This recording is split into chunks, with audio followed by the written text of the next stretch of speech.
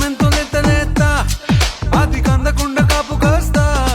నీ సుందరాల మేనకి సబ్బు రుద్దడానికి చంద్రుణ్ణి పట్టుకొస్తా నీవి దూర దూర వన్నలంట చెయ్యి జారకుండా చూసుకుంటా నీ పాలరాతి బొగ్గకి మెరుగు దిద్దడానికి మెరుపు నేను బట్టి తెస్తా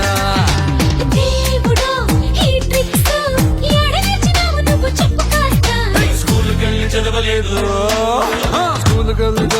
1 2 3 నిన్ను చూసి నచ్చుకున్న 1 4 3